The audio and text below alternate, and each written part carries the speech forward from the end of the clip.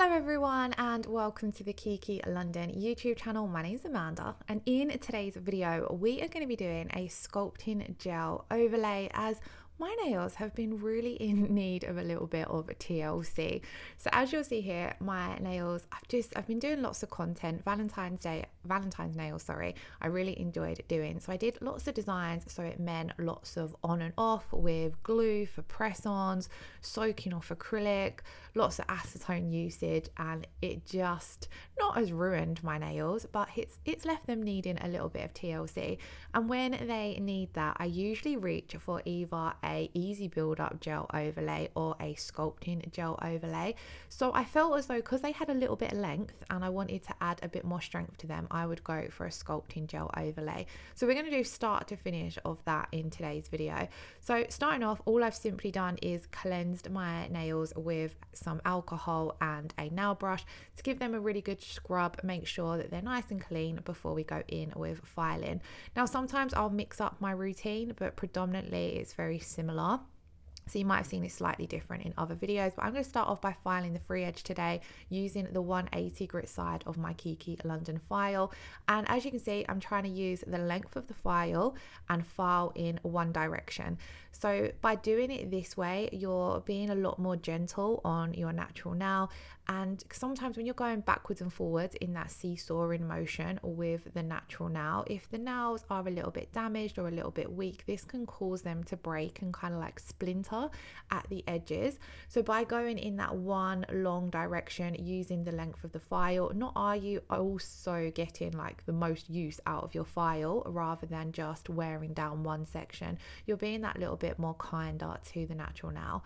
Now on some of my nails I did have little breakages at the tips, so I had to take the length down. You'll see that a little bit on the little finger, so I did kind of go backwards and forwards just to neaten it up, but predominantly I'm trying to go in that one direction across the nail. Now I didn't want to remove too much length from these because they are only fairly short. I never really keep my natural nails too long because of doing lots of extensions, so they're fairly short, but I wanted to go for a nice round uniform look across all of them. So once I had achieved that, I'm going to start my cuticle prep. So I'm starting off by using two of the tools from the KNS professional nail tool range. So here we have the Sophia cuticle pusher.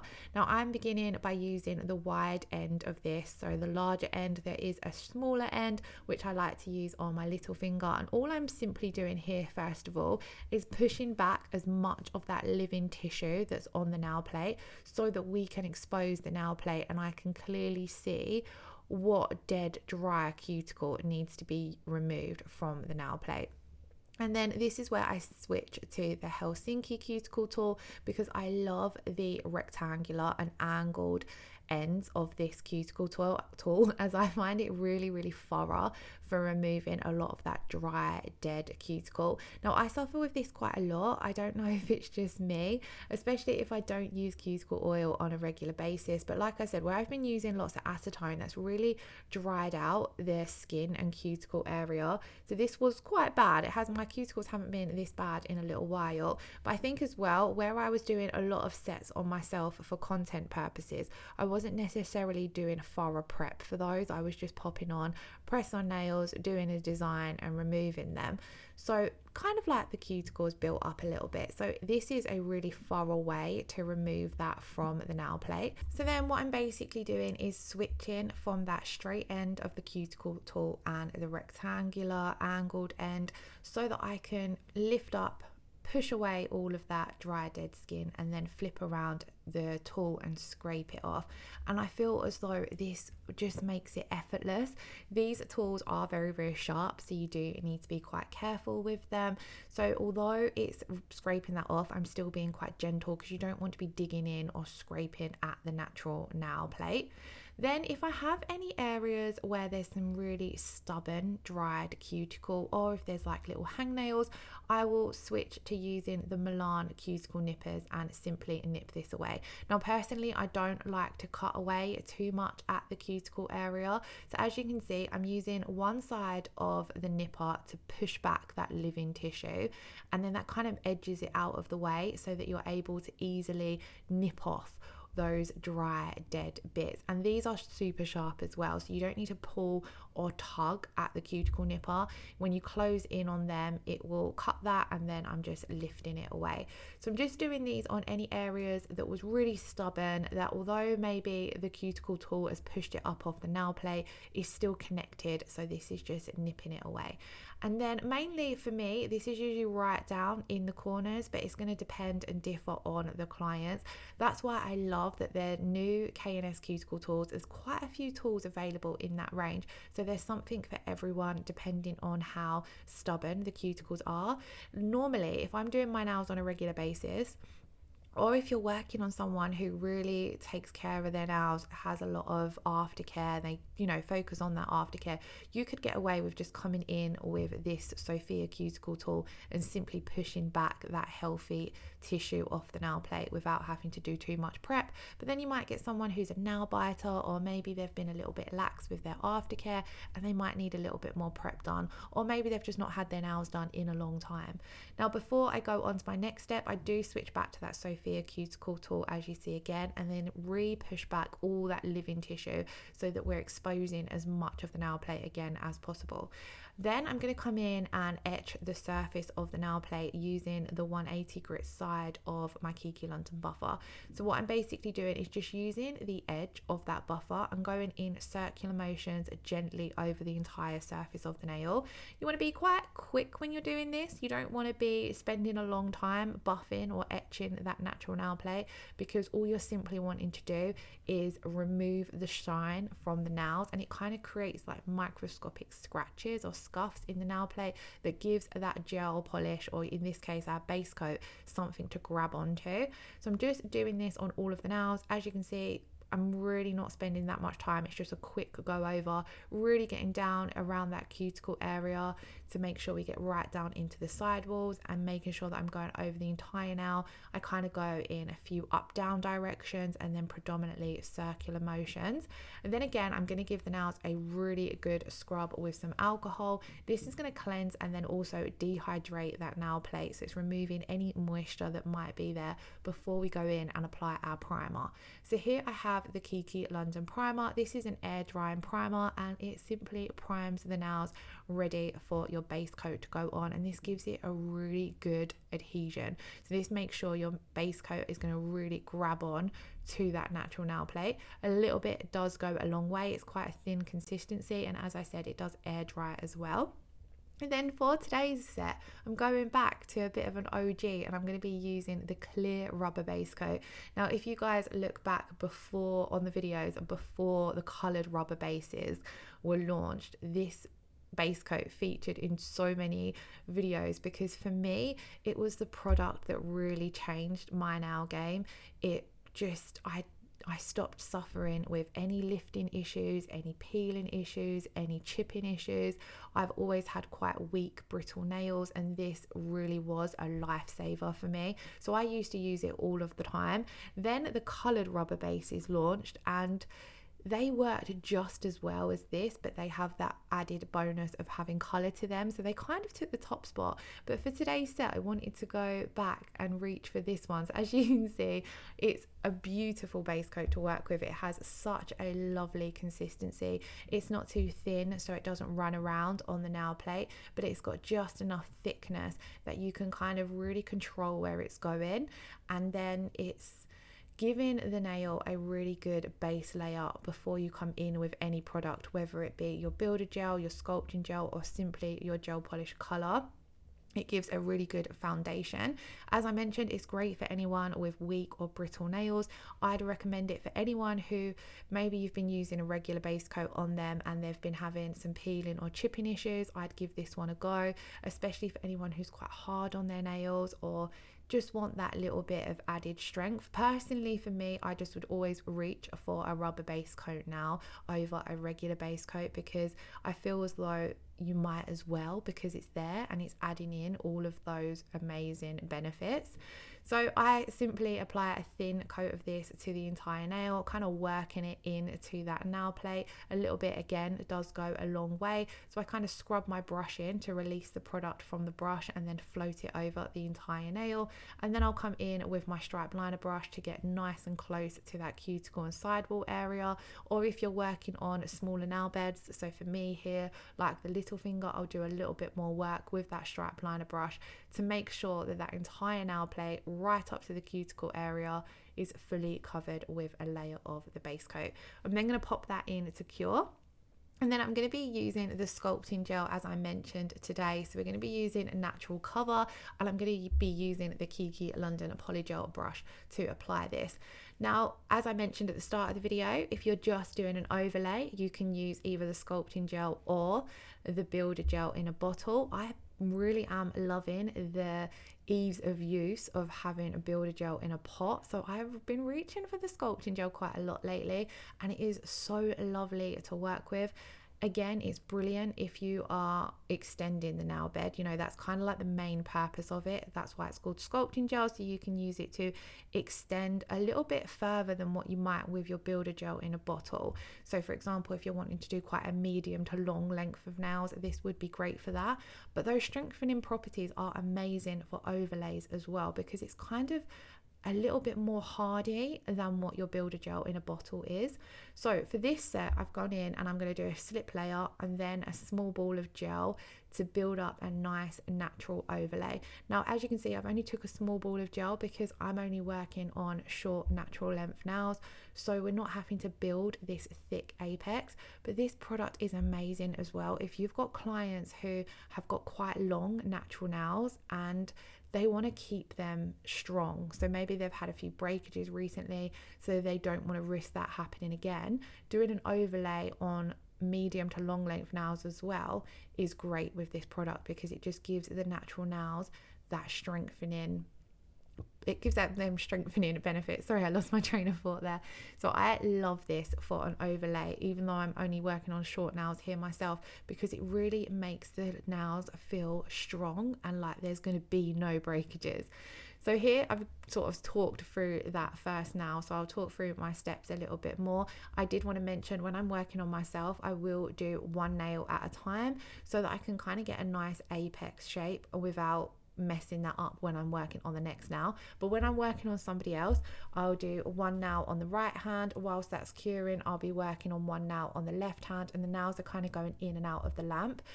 If I'm doing a short length nails like this, I probably would do all four in one go, like so 4 nails on one hand, then 4 nails on the other hand, and then do the thumbs separately. But if I'm extending, then I do prefer to do one nail at a time, just so the product is staying where you want it to go, because it is a thicker consistency product, but it does still have a really nice self-leveling property to it as well. So on to application, I've done a thin slip layer. So this is I've picked up a really small amount of gel on that polygel brush, wiped it over the entire nail plate, so we've got a thin wet layer on the nail. I don't pop this into cure. Then I pick up another another medium sized ball of gel, so larger than that ball of gel that you would have used on your slip layer. And then I simply roll that off my brush into that slip layer of gel, and then work this from side to side down the nail. And when you do this, you're placing your brush down in that apex area, so you're building up a natural apex there anyway. So as you press that ball of gel down into the back third part of the nail, and then you start walking it down, you're controlling how much product you take down to the tip of the nail, so you're able to leave enough in that back third to build up an apex, which is great when you are doing more medium or long length nails, whether it be on an overlay or a extension. And then once I've done that, I usually just hold the hand upside down for a few seconds to help that all self-level, and then that brings all the product to the center, and we get that nice natural apex built up without having to do hardly any work. Then I'll pop it into cure for 60 seconds. So here, let's go through that again. So I'm taking a really small amount of product on that polygel brush, working that into our base coat, just applying a really thin coat of this over the entire nail, being really careful not to touch the skin or cuticles, but getting as close to that cuticle area as possible. If you struggle to do this with the polygel brush, you could use a smaller brush, so you could use the round nail art brush, or you could come in and touch up with your stripe liner brush. Then I'm picking up my medium sized ball of gel. How much gel you pick up here is going to depend on the length of nails. So obviously, because I'm only working on a short nail, I'm not picking up a too large ball of gel. And then I'm rolling that off my brush into that back third of the nail, and then just very gently using the tip and the side edges of my brush to work that from side to side, leaving majority of that product running down the center of the nail, and then just kind of like gently pulling it out to the sides, and it will flow into that slip layer nicely. And then I just hold it upside down for a few seconds to help pull the rest of that product into the center part of the nail, and that builds up a nice apex. If you want a little bit more product, say you don't feel as though the thickness is enough running down the center of the nail, but you don't need to come in with a whole nother ball of gel, you can just take your stripe liner brush, dip into your sculpting gel, and run that down the center spine of the nail, and then that will self level into that wet gel that you've built up with your builder layer, and give you a little bit more of an apex if it's needed.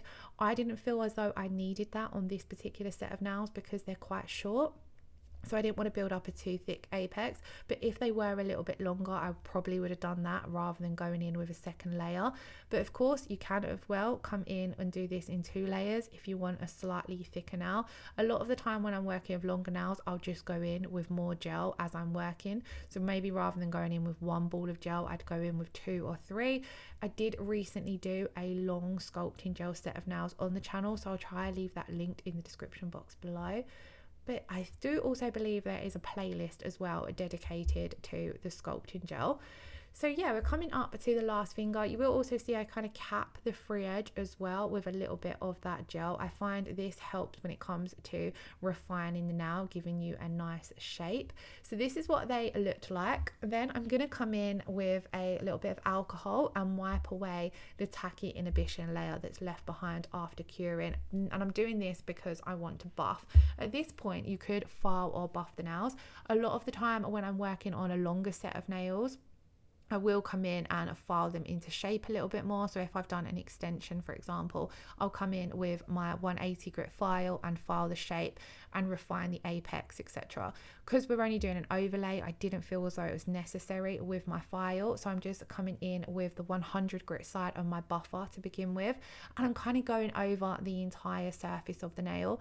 If there are any areas that are a little bit uneven, I'll focus a little bit more on those. So I'm kind of always checking the nail from all angles to make sure that I'm happy with where the apex is and the overall feel of the nail.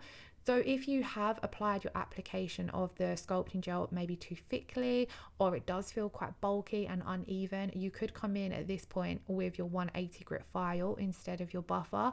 But if you've only applied a small amount of product, how I showed you in the video, then you shouldn't need to file them. You should be able to get away with just buffing the surface of the nail to smooth everything out.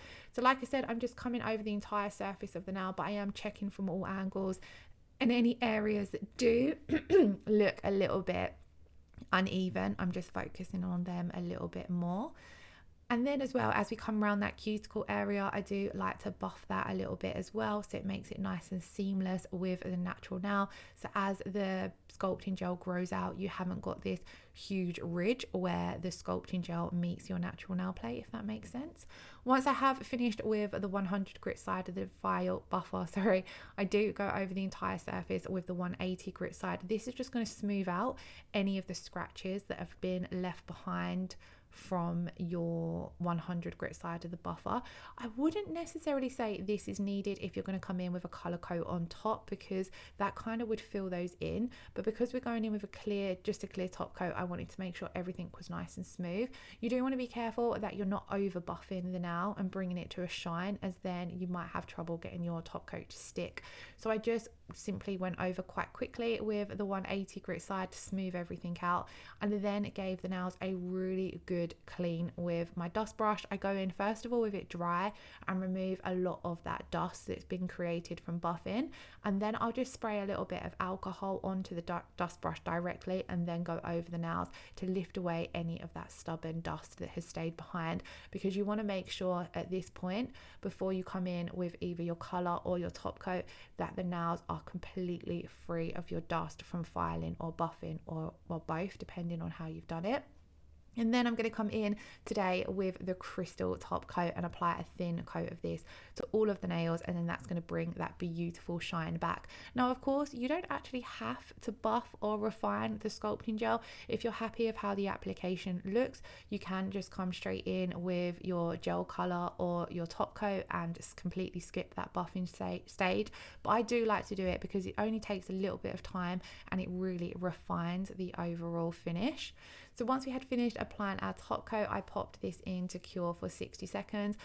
I love this natural cover colour on its own, so I didn't choose to add a colour to it today. I think it just gives a really nice natural finish. It looks beautiful if you want to do things like French over the top as well.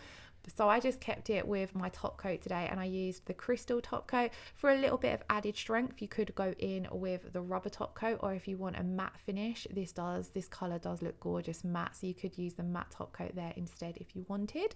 And then I did just finish off with a little bit of cuticle oil, as my skin and cuticles did really need softening and nourishing today. So I went in with a nice amount of that, and I'm going to really try to remember to use that twice daily to keep the nails looking nice and fresh. But I absolutely love this. This is my go-to manicure for when my nails need that little bit of TLC. So I hope you did find today's video helpful. If you did, please do give the video a thumbs up. If you have any questions, please do pop them in the comments below. And if you're not already subscribed to the channel, please do consider hitting that subscription button, and I shall see you all again in the next video. I hope you all have a wonderful weekend. Bye bye.